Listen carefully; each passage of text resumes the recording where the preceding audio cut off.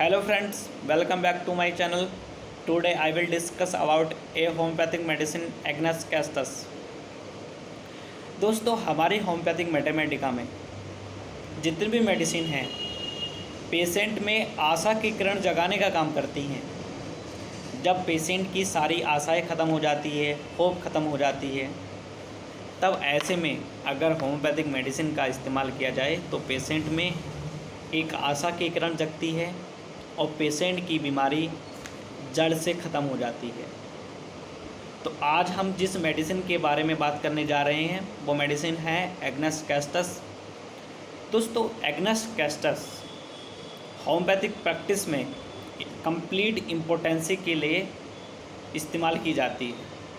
तो दोस्तों इसमें कंप्लीट इम्पोर्टेंसी आती कैसे है, इसके सिम्टम क्या क्या हैं, लक्षण क्या क्या हैं।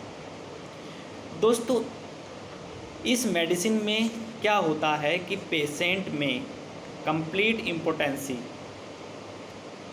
हमारी गलतियों के कारण, जो हम शादी से पहले सेक्सुअल एक्टिविटी ज़्यादा करते हैं, सेक्सुअल इंडल्ज के कारण, सेक्सुअल एक्सेस के कारण,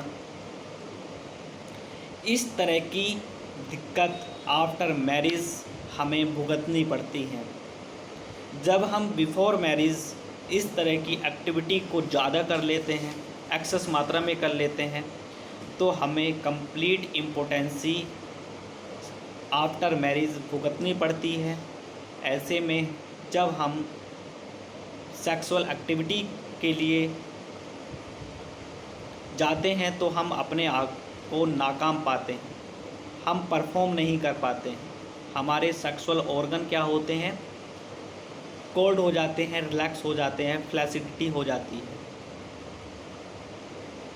कोई सेक्सुअल डिज़ायर नहीं होती है, सेक्सुअल पावर बिल्कुल ख़त्म हो जाती है। तो ऐसे में हमें बहुत ही शर्मिंदगी महसूस होती है, हेजिटेशन महसूस होती है और अपने आप में एक अजीब सी फीलिंग महसूस होती है।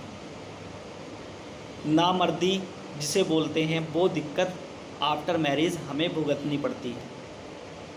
ये जो आप बिफोर मैरिज गलती करते हैं उन सब के कारण। ऐसा नहीं है दोस्तों, ये सारी चीज़ें मेल में ही देखने को मिलती है, फीमेल में भी देखने को मिल सकती हैं। अगर फीमेल में इस तरह की एक्टिविटी बिफोर मैरिज रहती हैं तो आफ्टर मैरिज उनमें सेक्सुअल थ्रिल ख़त्म हो जाती है, सेक्सुअल चार्म ख़त्म हो जाता है, सेक्सुअल ऑर्गन रिलैक्स हो जाते हैं, कोल्ड हो जाते हैं। कई बार देखने को मिलता है कि जो सेक्सुअल ऑर्गन है उनका प्रोलैप्स वो बाहर आने लगते हैं, जिसे बोलते हैं शरीर उतर रहा है और सेक्स करने का मन नहीं करता। और कई बार देखने को मिलता है कि वाइट येलोइश डिस्चार्ज होता है वेजाइना से, लुकोरिया।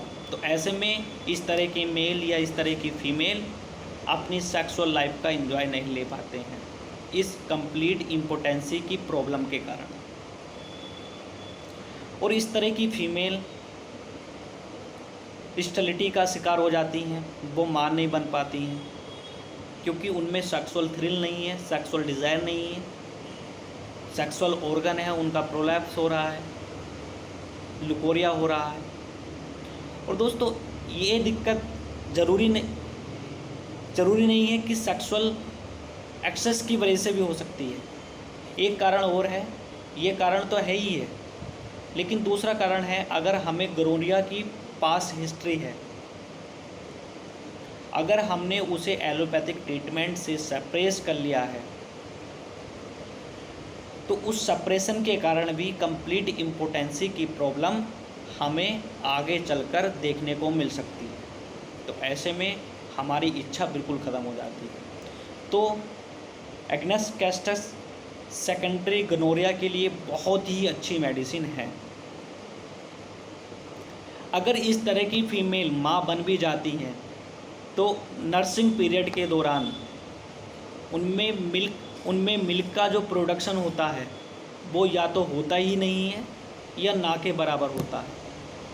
अगर नर्सिंग पीरियड के दौरान अगर मिल्क प्रोडक्शन की दिक्कत है, मिल्क नहीं आ रहा है, मिल्क का डिस्चार्ज कम हो रहा है, तो ऐसे में अगर इस मेडिसिन को नर्सिंग पीरियड के दौरान वुमेन को दिया जाए तो ये मेडिसिन मिल्क का प्रोडक्शन बढ़ाती है।